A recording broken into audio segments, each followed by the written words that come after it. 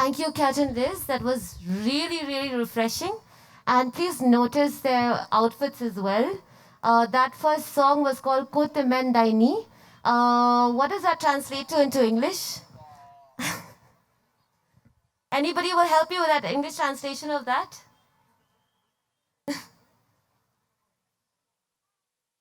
Anyone here doesn't understand what Kotemen Daini means? Oh, you rumpus old woman. That's the translation for it. So big applause for Kat and Liz again, please.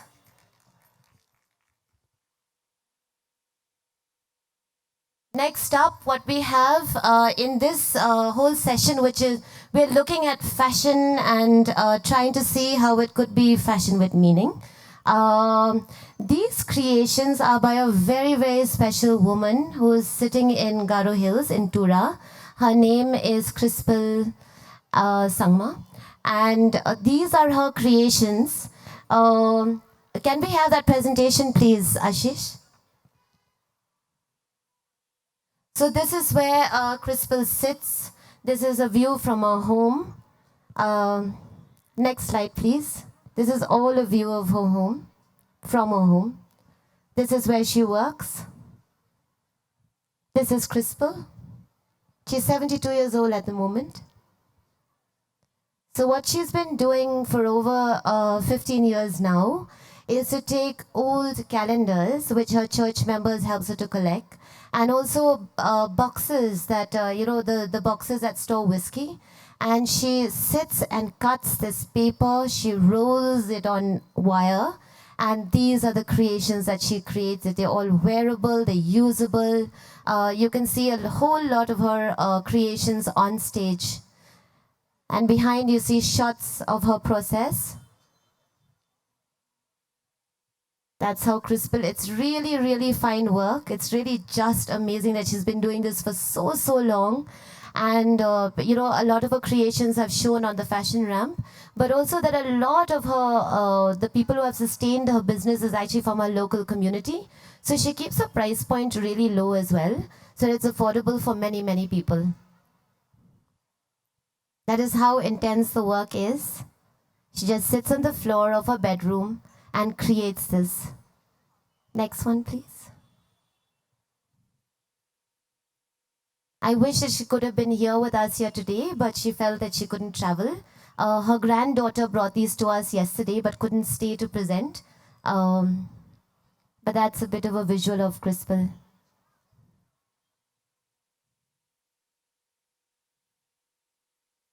Next. Is that the last image? Yeah? Okay. So big applause for Crispal and this beautiful selection. They're here. You can see them up close. They're not for sale at the moment, but she can be found on Instagram.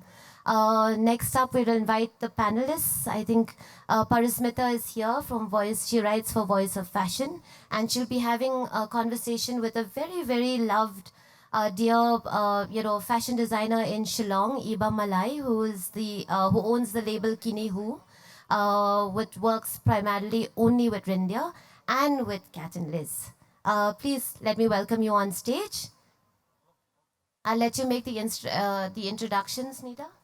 In this session, Fashion with Meaning, we will have Iba Mallai, Tina and Monalisa Thangkhiew in conversation with Pasmita Singh. We would like to invite to the stage Iba Mallai. Iba Mallai was born and grew up in the heart of Umden village, watching the women in her family and community rear worms and weave silk since childhood. She ventured into the city in her late teens and later outside the state for further studies. After completing business studies and a stint in the corporate sector, she quickly realized her calling was elsewhere and began reflecting and exploring other options. She then decided to study fashion designing. It was during this time, while she was based in Bangalore, that she felt drawn to starting her own brand and started experimenting with a line fashion from South Indian silk.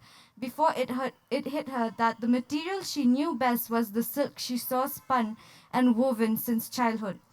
Kini Ho, meaning this is it, obviously, in Bhoi language, was thus born in 2017.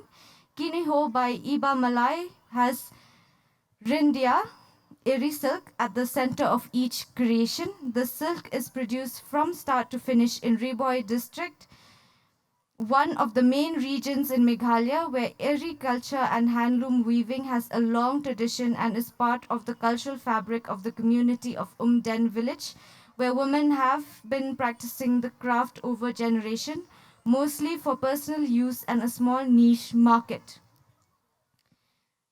Again, no need for an introduction for Catalyst.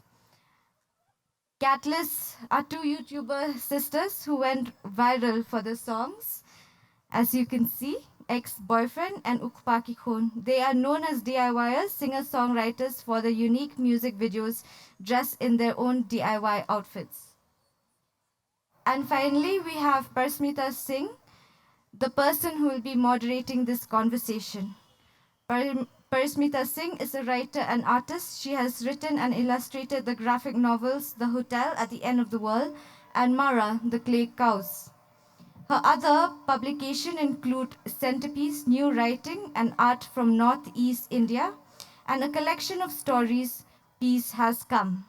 She writes an illustrated column on the confluence of art, culture, folklore, and fashion for The Voice of Fashion. She also works in a community education with the NGO Pratham in Assam. I hand over the mic to Parismita.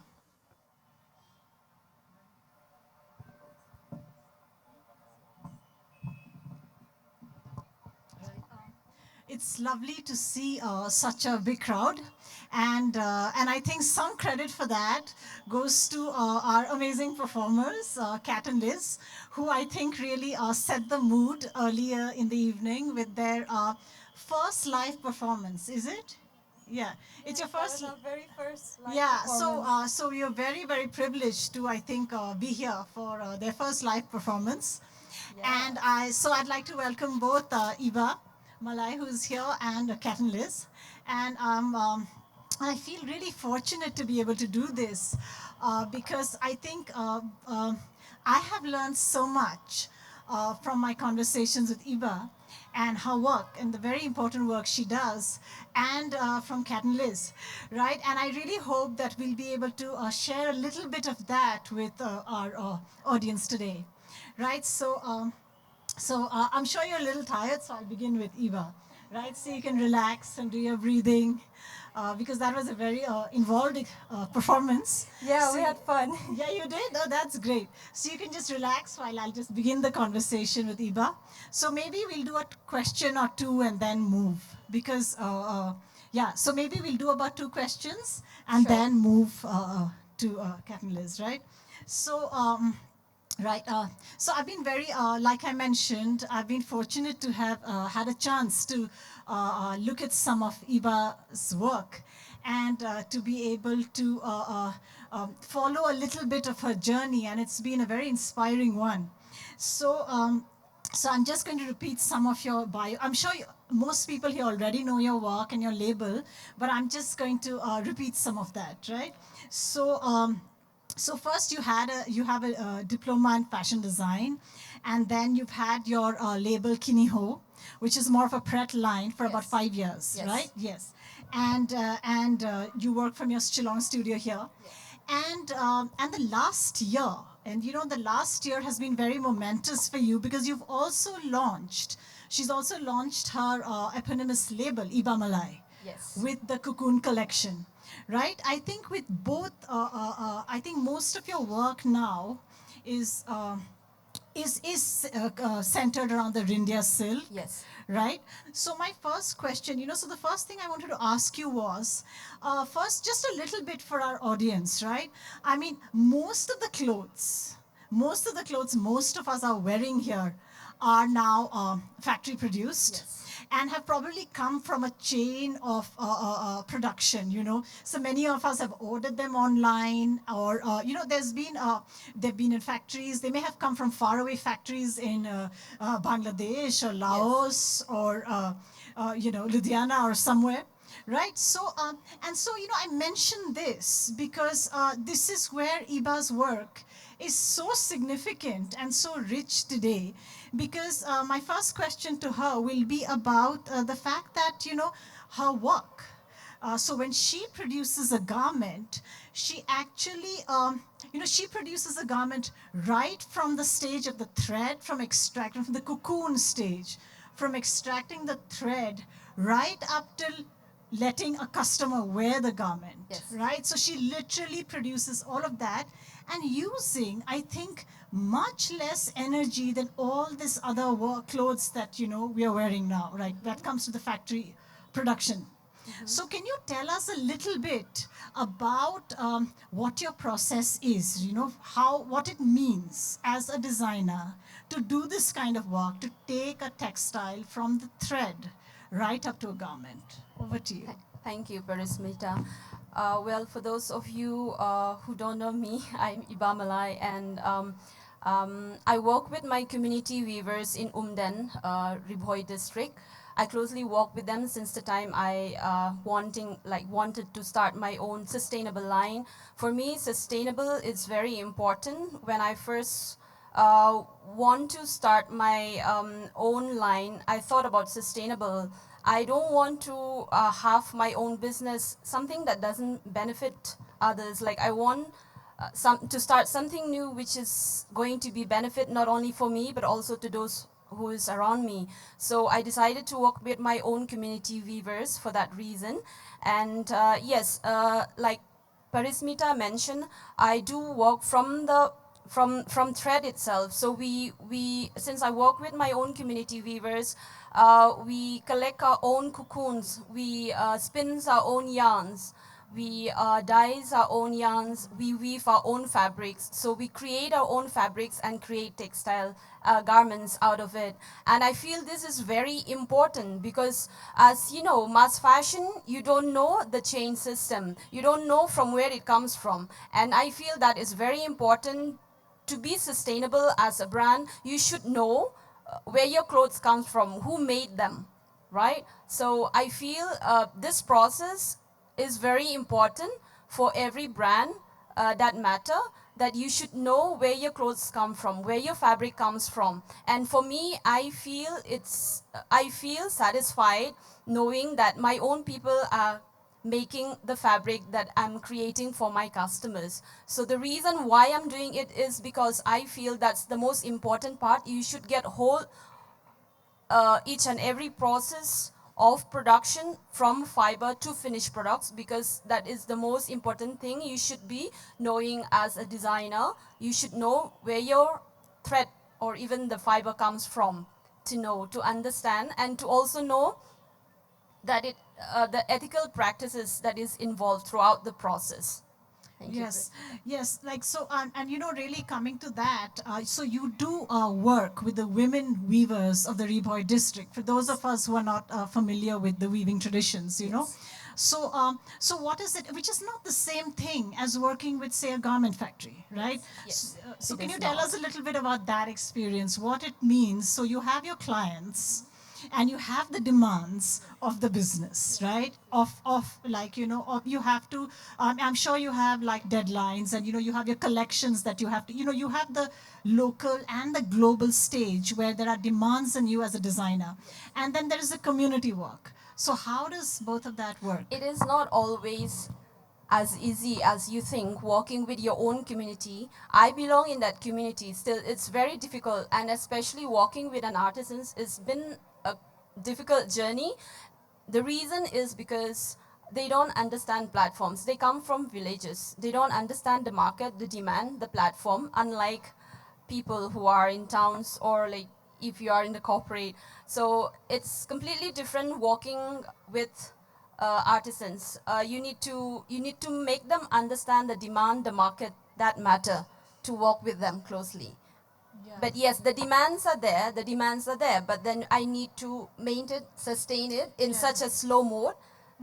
It is slow fashion, Yes. because there's agricultural seasons Yes, and yes, everything. I need to understand that way. The rhythm of Yes, their the rhythm of their livelihood, yeah. livelihood. And I think that's really special, and to be balancing these two worlds, Yes. right? And so, I mean, right at the beginning, we heard this amazing introduction that was done of your biography and how you did hold down a corporate job. You were in the big, you were in Bangalore, and then you made this decision to not just move back and begin a label here, but to move back to Reboy and to work with the weavers and to really start from scratch, right? So tell us, and then from there, the journey to Cocoon, from Kiniho to Cocoon. So tell us a little bit about your journey. Uh, yeah. Yeah, so I started Kiniho when I was in Bangalore in 2016, but I found it very difficult to communicate with the weavers, being far away from home and not there, which was the reason I came back home and settled down here and started working with my own community weavers closely.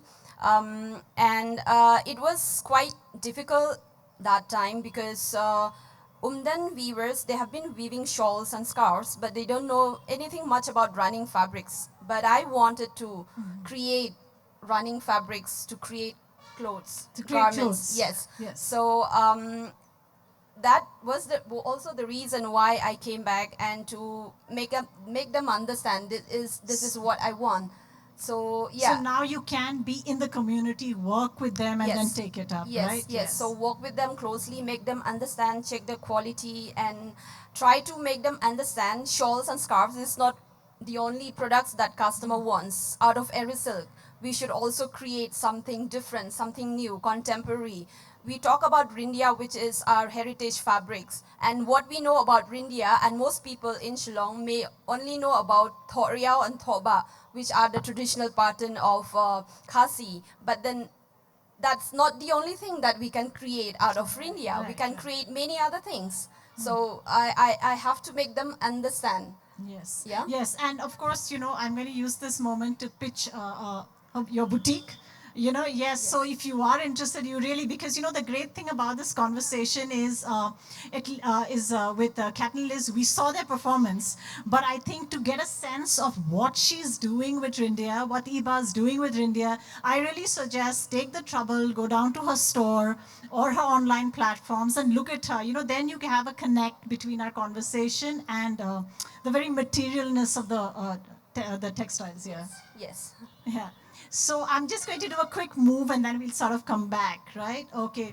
So yeah. So from the weaving centers of Reboy, we are going to move to. I mean, we are not even. I mean, we're going to move to. Another, I mean, we're going to basically move to an online avatars, right? Because all of you can see Mona Lisa and Tina here, or Kat and Liz, as their persona is. And this is a very rare occasion, right? Because this is not their element, if I may use the word, right? This is Yeah. not your element.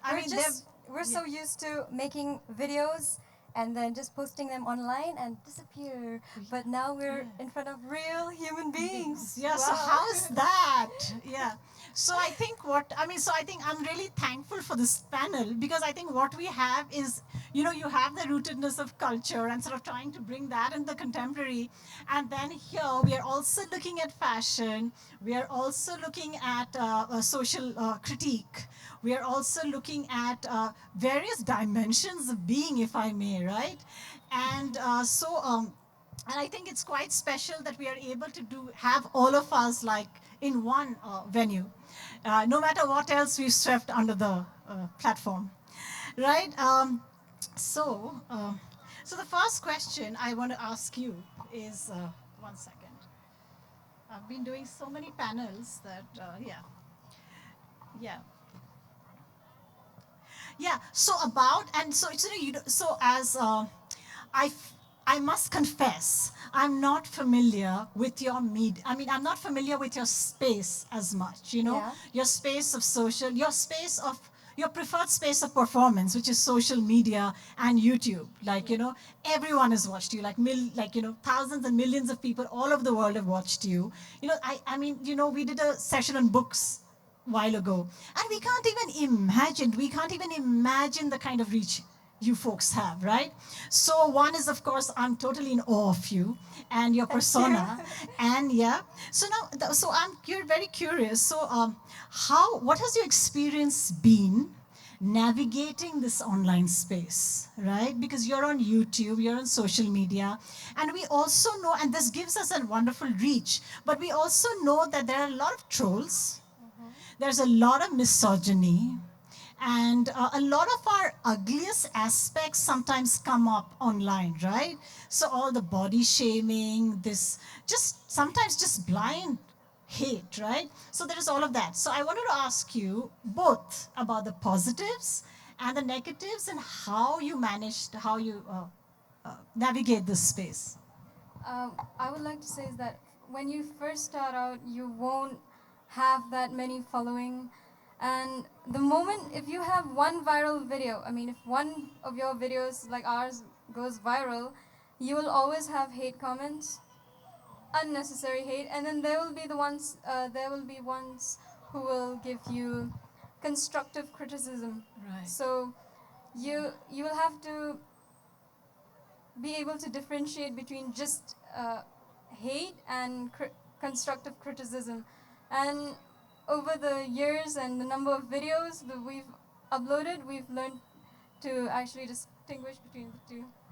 And I'd also like to add Yes, that yes. even though we do receive a few negative comments, but we don't pay attention to that. What we have noticed is that there are a lot of people who are still showing a lot of support, especially girls supporting girls. Yeah, so that's a good thing. That's what keeps us going.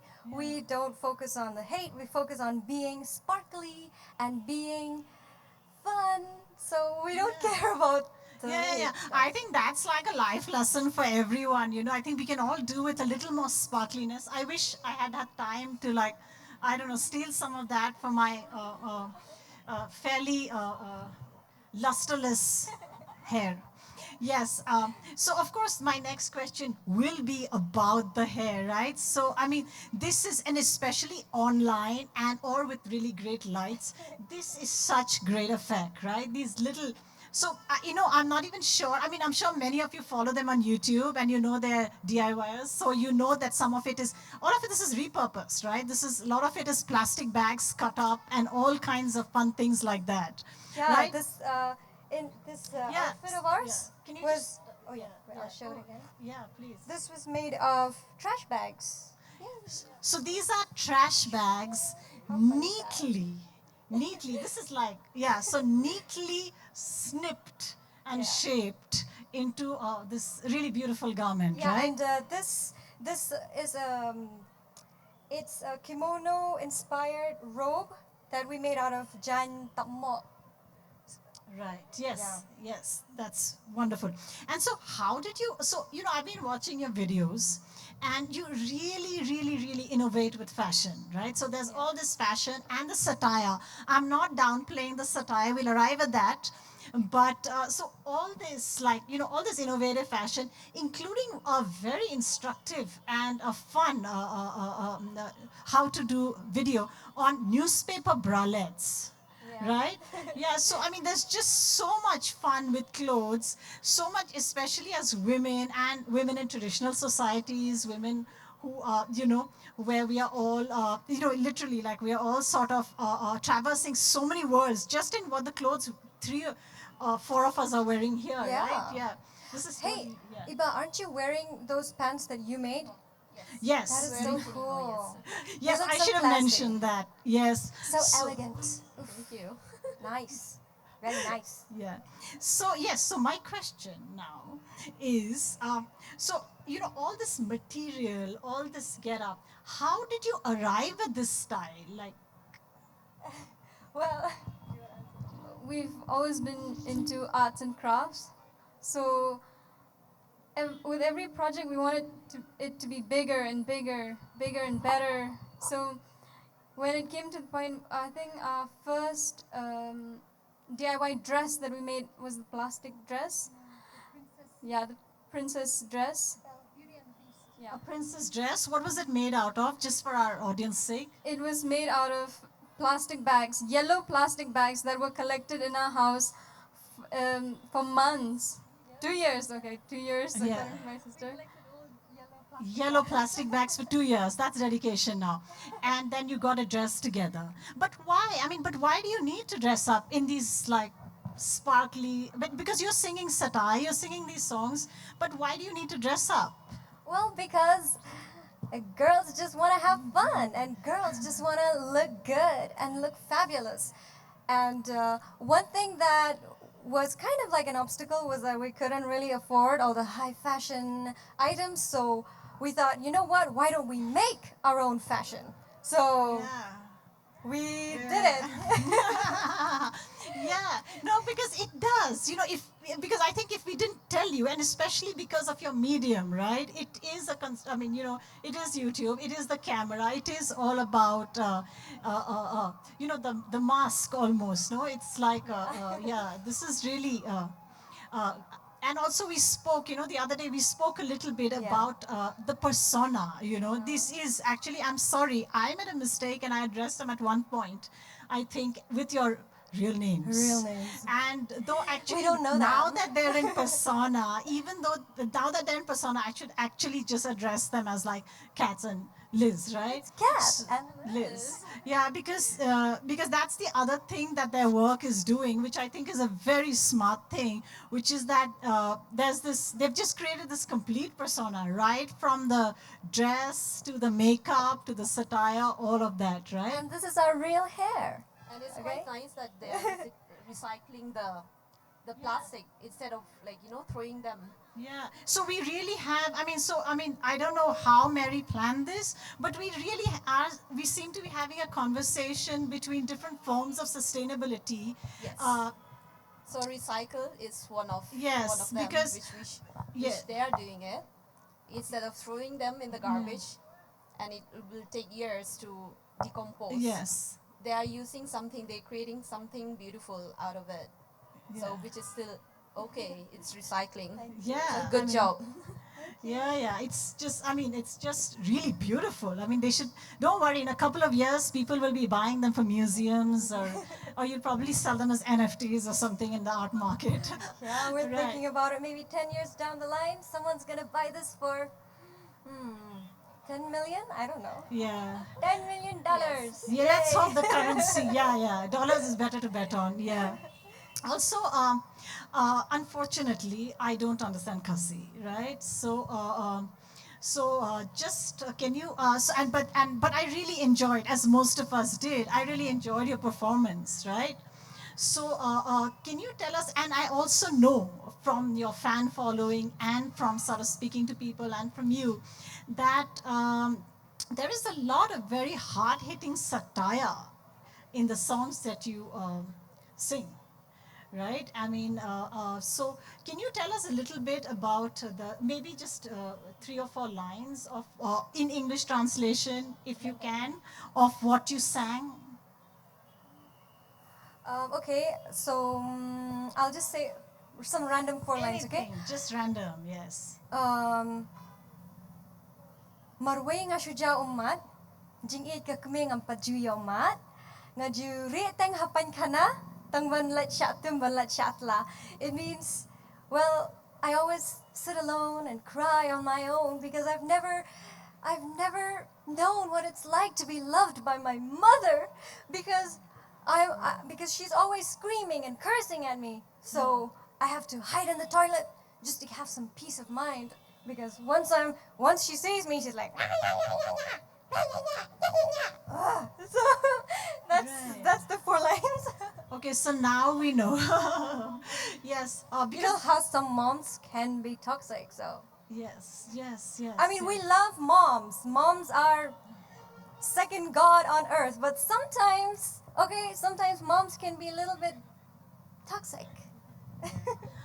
Yes, I have my son hearing most of this, and yes, but and I think it was really because I think from the very lyrical sense of the singing, you know, it was so it's perfect satire in that way because you have these very hard-hitting satirical lines, but you have this very sort of lyrical presentation, right? And of course, the second song was all about the. So you do speak. So there's a lot of satire, a a lot of social issues that your songs comment on. What are some of the things your songs are about? We've talked about a toxic ex-boyfriend who's controlling and yeah, manipulative, and we've also talked about a, a husband who's a drunk, yeah, and yeah, another. I'm just gonna give you a little about our next song. It's an unreleased song. We talk about leaving a boyfriend who cheated on us. Right, yeah. So yeah, that's That- some yeah. of the things that we have written about. And then there's this one, the Mendaini, Yeah. Yeah. toxic mother. Yeah. Great. So yeah, that's. So I'm really looking forward to your next song. Yeah. So maybe so we'll maybe come back to Iba again, and it's really interesting, right? Yes, Just because yes. these are, it feels like two different worlds, but I think we are all coexisting in some sense, yes. right? And so, can you tell us? So again, to go back to Iba, can you tell us? So one of the things that we've been speaking about was how Iba's had a very successful. Oh, 10 minutes. Oh wow. Eva's had a very successful line in Kiniho, right? But she's also this year. She's also come up with a cocoon collection. So can you tell us a little bit about that? About Cocoon? Yes, about cocoon. Yes. I think. So Kiniho, I've been running Kiniho for like 5 years now, since 2016, and I feel that it's more Pret line and more minimal, easy to wear, easy to go people, kind of people. Um, I with the approach that I have for Cocoon and with the Iba Mallai is more about the art approach, and I want to focus more on textile and texture uh, compared to Kiniho, wherein I have to focus my client demands and the market. Iba Mallai is completely different. With the Cocoon collection that I'm doing, it's completely different because I want to I just want to show whatever I feel like, Yes, showing. it's more Yeah, I want to experimental, explore. Yes, yes. I want to explore more with fabric and texture, whatever we can come up out of Rindia. So this is more minimal, very artistic. Um, more sophisticated, I would say. So Right. Kiniho is more of a pretwear, and this is more of a high fashion, I would say. Right, Yes, and That's- yeah, so good luck with that. We are I'm really looking forward to see how this work evolves and, your next collection and so on. So, so I've got my chit here. So I think since we have like these amazing singer-songwriters, you want to say something? Yeah, Yeah, sure. I've actually checked out your your Instagram handle, and I've seen your design and all. I have to say, they're so beautiful. Although the style is not particularly our style. And they look Yes, comfortable too. so they look I- comfortable. They're beautiful. They look luxurious. I'm just amazed by them. yes, so I don't focus on style. Yeah. I don't focus on trends. I Yeah. just want to work something very minimal and something that lasts long. Like, trend go very quickly, like with trends. So I try not to do that. Yeah, it's timeless. It's beautiful. I mean, Thank you. the material I look at the pictures and I can tell that these are really high value materials. They're just, if you touch it, it's just Because I can it only is imagine. Rindia and it Yeah. is I our wanna textile. touch it That's and I why. wanna- Yeah, I wanna she's done touch her such a. Yeah, I think she's done such a good job of like describing your Yes, your thank collection. you so much. really, Thank yeah. you. Thank you.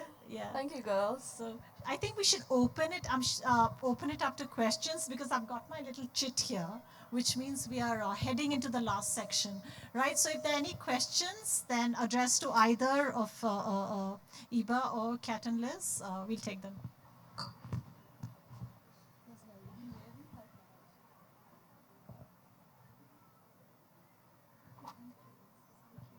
Thanks so much for that really engaging session, and I love that all of you spoke to each other on the panel as well.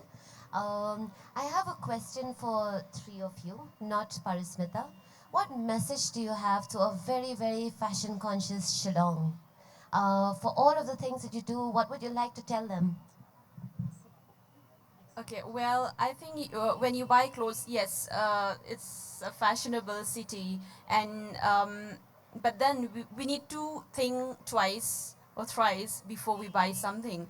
You just don't want to buy cheap stuff, buy it and leave it there, just maybe use it just for like 2 months or 3 months and throw it away, or are you going to give it away? So that's the question we should think. We should really think before we buy. So you should think well, choose well, buy less. I hope Shillong is listening. I would like to say that when it comes to fashion and style, just you don't have to listen to what other people say. You know, if you feel good about it, you just walk out the door with confidence. I mean, there are days when I go out of my house and I feel like, oh, I feel conscious, and then I realize this is me. This is my way of what do you say? Being. What's the word? Being. No, no, no, no. Come on, what's the word? You'll have to make a song about this particular word of what is it? Yes, it's actually, yeah, what is that word of going out and This is how I express myself. Express. That's the word. So yeah, you should think of fashion and style as a way of expressing yourself. And yes, as Iba say, keep it sustainable. So you'll go for long-lasting clothes, and yeah, that's about it from me. Thank you. Is there any I- other I question would- from anyone else? There's just, sorry. Well, when it comes to fashion, I just have a few words. Why buy when you can DIY? Yes. And you know, there's just one Thank you. point that when I was sort of thinking of putting together this panel and different kind of perspectives we would bring in here, there was one perspective that I really wanted to include, but I couldn't find a way that made sense yet. But this city, like Shillong, all of us who've been Shillongites, you know, there was that old bridge on top of Yodo, and every Sunday we would go there and buy our second-hand clothes. We have only always known how to recycle, and I think it's a great culture to celebrate, that we buy second-hand clothes. Every Sunday, Yodo becomes second-hand, like a mecca, you know, and it's so cheap, but also that we are actually reusing and reusing. So I want to just pay tribute to the city and the ways that we know how to recycle, like in many different ways. Sorry for taking up time. I think there's another question from someone else. Anyone with a question? No, I don't think we have another question. Parismita? Yes. Yes. I think we'll just call it I think there's still more sessions to go. So thank you, my beautiful panelists, and one for your performance. Congratulations on your debut and for coming down, to a platform for us. Yes, and thank you, Iba, for wearing your beautiful creation and coming in, so we can, and for all your knowledge and for all the work you're doing with the community and for the clothes you're creating, right? That's for both of you, for both groups. And thank you all for sitting through the cold and listening to us, right? Thank you.